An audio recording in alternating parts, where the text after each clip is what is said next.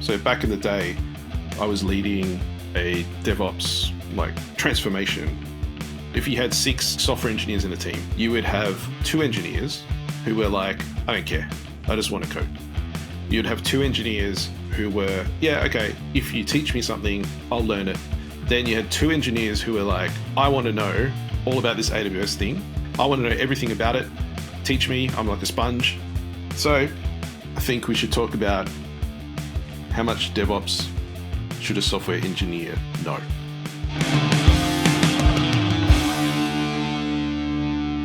I was thinking about the days where we had the fence and you can throw something over the fence and say, hey, I've done my coding. You make sure it gets where it's got to go. And that separation is 2 worlds. And I am so relieved that it's gone. I've been the operations engineer where the thing gets dumped over the fence on your head and you have to deploy it. And there's been many times in that situation, I think I'm kind of like going there and thinking, I don't actually have any idea what this deployment does, what risk it carries, what level of change we're talking about, what I need to watch for to know if it's like exploding or not. I remember years ago, you had to schedule up front. There was a window for releases. Got to make sure that you got something that you want to release on the day. You have to make sure that it's ready for that day. And then it's this whole communication and ensuring that, like you said, documentation, release notes, and everything is 100% correct. You deploy and then you realize, this is not working. And the next moment you're standing next to the person that's deploying it for you, and you're nervous and you're getting a bit of a beating because, what were you thinking? Or I'm only doing this once for you today, and, don't make this a habit. And, you're standing with a box of donuts and begging, please, you're my friend. Yes. I remember some of those tricks. Actually, one role I was in once where I remember starting in the team. This was like production, like engineering, looking after production systems, and there was like a project team that would build all these new features, and then my team of engineers would be basically like supporting production systems and stuff like that mostly. And I remember walking in and seeing the list of defects that were currently being tracked by the defect tracker. It was a very, very, very long list. And I thought, oh, what have I walked into? That was definitely a culture where things were handballed over the wall. Releases were handed over the wall, and the project team sometimes would also disperse, right? So you would have a project being worked on for months. A big kind of deployment event would happen. The project team would kind of disperse. Maybe there were a bunch of contractors there who left and didn't work there anymore, or they moved on to other projects, some of them. And so in that kind of environment, man, you had a shocking level of lack of ownership, I guess, right? Where people were incentivized to get something out the door by a certain time frame. But the flow-on effects for customers, I remember reading some of the tickets, right, where customers were impacted by data quality issues and things going wrong with their account. And this was money involved, by the way. So it's something people care about a lot. It was wild, like looking at how many problems that were there, just even because of the. I guess there's a bunch of different variables, right, that can lead to that, but most of it was just from culture, really. Culture. There's the magic word, culture. So then for our listeners that's new to this game that we play on a daily basis, do you want to maybe just give us a bit of a rundown of what is DevOps? Well, I guess if you look back at the bad old days that we're talking about and reflecting on, that's kind of like the ops part, operations. And I think in learning from these kind of mistakes where you had a lack of ownership, particularly from software engineers, the way that I distill it down is you had operations engineers who didn't want to get woken up in the middle of the night. Understandable. Most of the risk around problems happening were around changes to systems, deployments, that kind of thing. That's where most of the bugs came from. And then, or most of the failures, I guess, in reliability. Then you had software engineers who were building new features who were more on the, let's run fast and break things kind of thing. So you had these two worlds colliding. I suppose they had different incentives.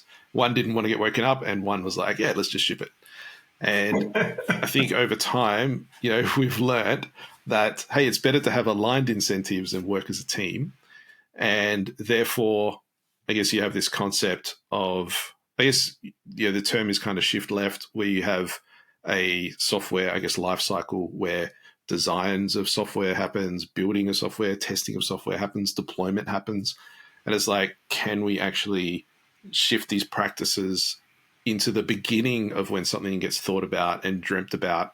You have a team that's kind of cross-functional, maybe has, skills that are not just narrowly focused on, I just do code and I just do testing and I just do operations. But instead, we're kind of working as a cross-functional united team with the same incentives and the same outcomes, same level of ownership. We dream up what we want to build, what we want to achieve as a team. And then DevOps, I guess, is kind of like the practice of kind of, merging the lines between not having to have this separate thing of operations, but having a team actually own what's running in production. They're owning more the customer experience. If things go down and things are unreliable, the software engineers in the team kind of have a much higher level of ownership and exposure to what's happening in production. So that's kind of how I would explain it, I reckon. What would you add to that, Fred? What did I miss? If you were a politician and that was your speech for vote for me, you got my vote. It absolutely, the cross-functional, you build it, you own it, you support it. Mindset, there's no separation between the two, like you mentioned about ops anymore. It's more accountability across the team. It creates a different way of looking at ownership. And I think that the important thing that you mentioned about shifting things a bit earlier in the process, so we get in a position that if we need to, we're not stuck with this whole massive get-together birthday party at the end, and then we realize, somebody forgot to buy the cake. I like it. I the first time I heard about it, I was very excited. I thought it was a brilliant concept. Even knowing as a developer, where you're mentioning about you as an ops, you were getting woken up at night when things go wrong. And as a developer, I would be sleeping away, dreaming, nice and warm. You make decisions when you design software that absolutely have, like even small decisions, have flow-on effects for the outcome at the end. So if you're making a small decision today on the code that you're writing, that can have an outsized impact when customers use it under certain conditions, or things that were unexpected either from your side. I remember I built a new feature once. This is when I ran my own startup, and I was building this great, fantastic feature and working with one of my customers. It worked great on my machine. It was like perfect. So I built this great solution. It worked beautifully on my machine. And then when I shipped it to production and I rang my customer and said, hey, yeah, new feature is out. Here's how you use it. They were really excited. They're cool. Yeah, cool. I'm going to have a look. They called me the next day and was like, oh, it's broken on this screen. It doesn't come up. And I was thinking, oh, why is it broken? That's weird. Worked for me. That's kind of unusual. So I was able to debug kind of some server logs and that kind of thing, and realized that under production data, because I didn't have a full copy of production data on my machine, I had like a cut down version. Production data, the amount of data they had that actually drove that screen, had very heavy performance problems.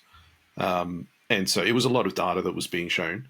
So I learnt, through little experiences like that, I suppose, that you may make a change to a system and, everything can look all perfect.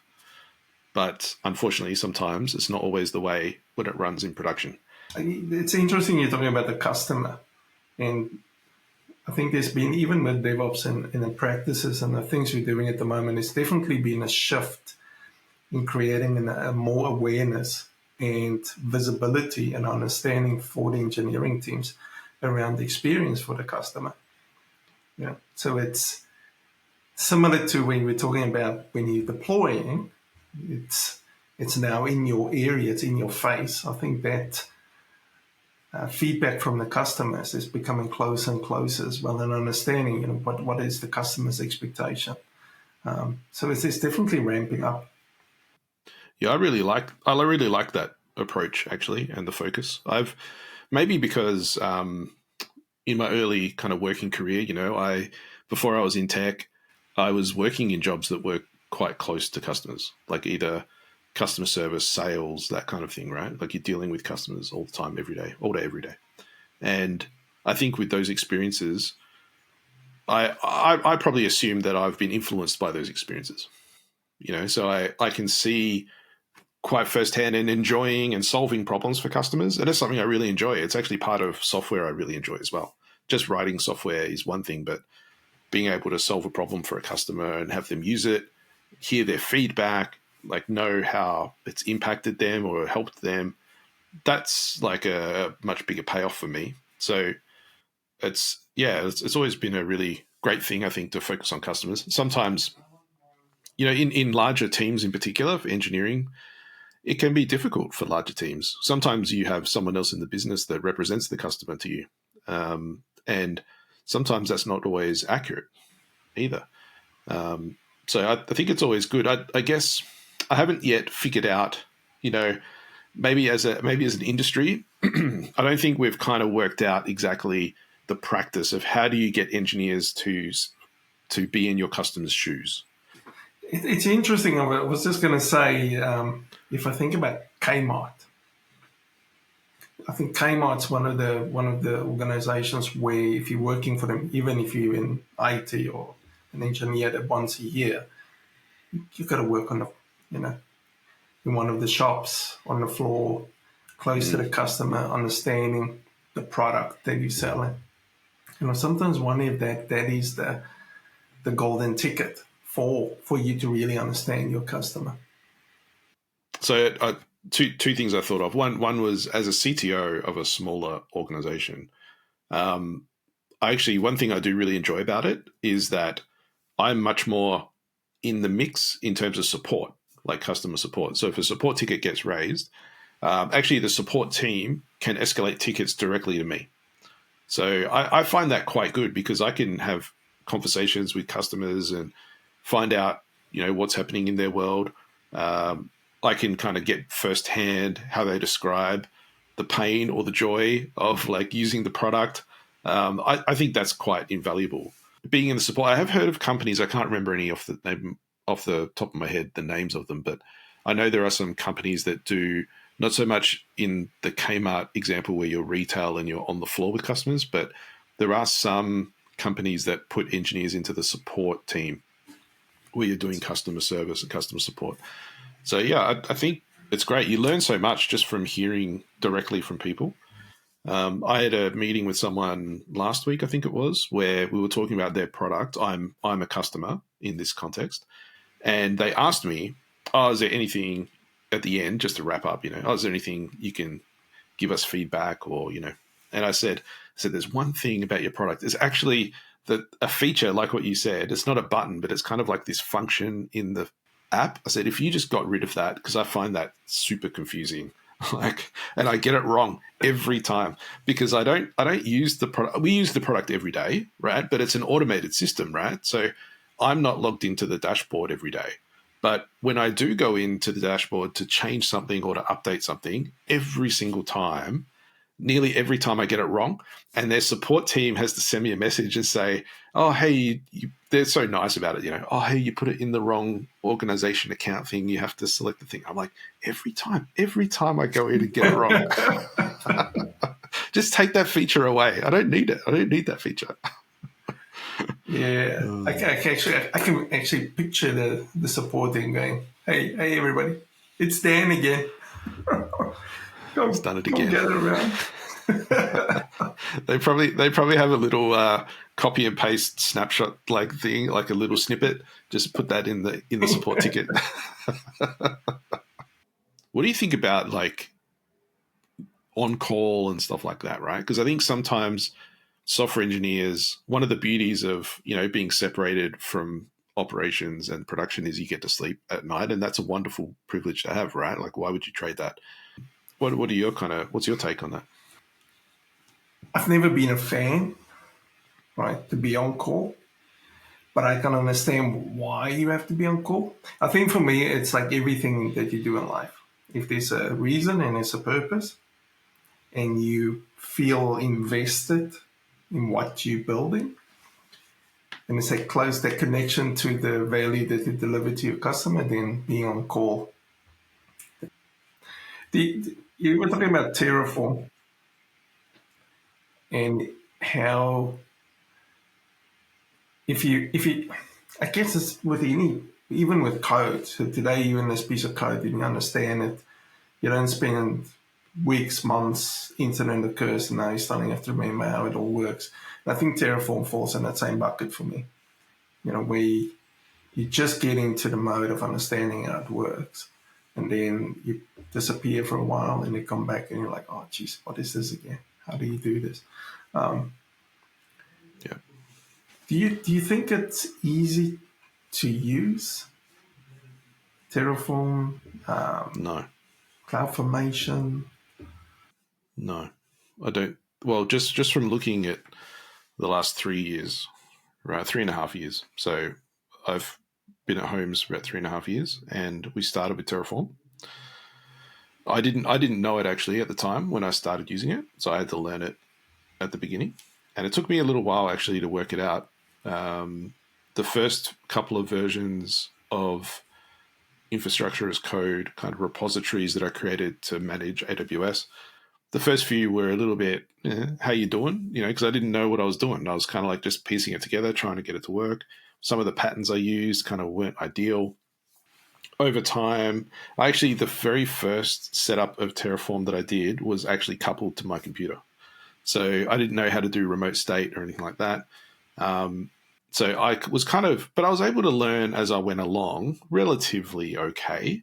I was able to kind of move state remotely and, figure that out, structure my Terraform better. There's still some things that are a little bit hairy, but, generally able to get to the point where it was working well-ish. But if I see the pattern over the engineers in the team, I think they go through they went through the same process as me, kind of learning it. Some people knew a little bit more than others, but I definitely see a pattern where whenever you have to go and make a change, for me now it's more natural because I understand it. I would say out of the work that I do that's hands-on in my role, most of it would be DevOps related because I don't have a DevOps engineer dedicated or anything like that. Kind of all of the team is reliant to manage and maintain the DevOps stuff, but I kind of set up the patterns and stuff like that, I guess. So I set up the pattern, taught myself Terraform, set up the stuff. Because most of my role when I am hands-on has been DevOps related, which is related to Terraform, I am more comfortable with it. I probably use it the most out of people in the team. So I can go in one weekend. I went into Terraform and upgraded something and changed basically the entire relationship. I wasn't happy with the way AWS accounts were structured and the security of assumed roles across accounts and stuff like that. I wanted to fix it all. And it was something that was on my list from the very beginning when I started. I'd set it up that way. But after about 6 months, I was thinking, not quite comfortable with that security model, how the roles do this and that. So I wanted to change it. But to change it meant I had to kind of lift and shift quite a lot of stuff out of Terraform configs and setup and state management and really change some stuff. And it basically broke. So I changed some of the permission structures and it broke every Terraform repository, basically. And so what we did as a team was I fixed two of the most commonly used repositories for the team, the code bases. So I went and adjusted those, and they served as examples for the team of, oh, this is before and this is after. These are the changes you have to make to each code base. But we got together as a team and we split up every code base across all of the team, and we split them into pairs. So you had a pair of engineers going through like 5 or 6 repositories and doing the updates to Terraform. And man, it was painful. Like, it was hard. But the engineers did enjoy it because they got to learn. It was a little bit frustrating, and you're kind of doing the same. It's repetitive. But to actually go into Terraform and make those changes, a lot of engineers were not confident in doing it. And especially when you talk about state management, it's something if you're changing configuration in Terraform, say, oh, I need this new S3 bucket, I'm just going to add this resource.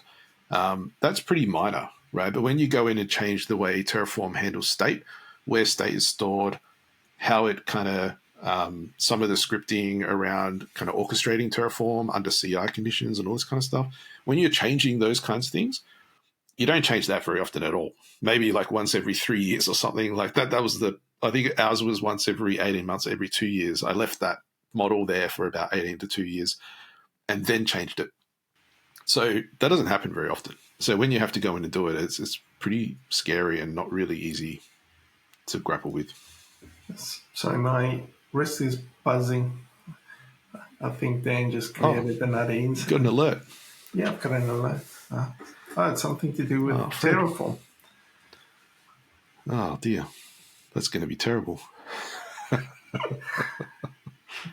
Terrible. Well, I think overall though, Terraform, even though it's painful, I do like the level of comfort, I guess. It kind of gives me comfort when I'm configuring a system or an environment and I'm like, cool, this works. I have high confidence that, my configuration is in a known state, version state, and it's reproducible and all of those things, right? So you gain a lot of good things from it that I think makes some of the pain worthwhile. And I do like that Terraform. I know engineers, one of the common complaints about Terraform is you can't do I can't put a for loop in Terraform, right? Or I can't put an if statement in. Well, you can put if statements in, but you can't loop. You don't have programming constructs, right? I think that's actually a good thing, in my personal opinion. I know it's kind of polarizing, but I think it's good because too much power in those kinds of environments or that use case means that sometimes you can have, the more complex your code, if you put code around it, that just adds a maintenance step that's kind of brittle. And when you're dealing with configuration and stuff, I much prefer kind of declarative instruction where you're like, hey, here's what I want the state to look like. And something else goes and does the diff on it and works it out. I think that's actually a better model. I don't like kind of, having control with code and stuff. When I was doing the DevOps transformation way back, I had some teams that had these brittle pipelines and configuration changes and stuff that was happening in production that was driven from their CI pipelines. That it was very difficult for them to migrate to a different platform, CI platform, or very difficult to make changes to things, and brittle and error prone, not reproducible. You had kind of state running inside a programming environment, right? So I don't know. I think it's a trade-off you make, but I think the trade-off is worth it for me. Look, I think having it in comparison to configuring via UI or creating, pipelines or going into an AWS console and creating stuff, so much better. But is it easy as a person would like it to be? Probably not. So I don't know. Have we made the case for software engineers should learn DevOps? When an engineer decides to become an engineer, the first thing they should learn is DevOps. Yeah, I give that advice to people learning things as well. Like, deploy it somewhere. Learn. It's quite valuable to learn it, to know, to be an engineer who can walk into a team and know how to ship things. I think it's a really good skill to have and demonstrate. All right. So, All right, awesome, Fred. awesome, Dan. DevOps it is. Awesome, mate. DevOps is on. The state is out. Straight to production. That's it. Why not? With a few tests on the side. Very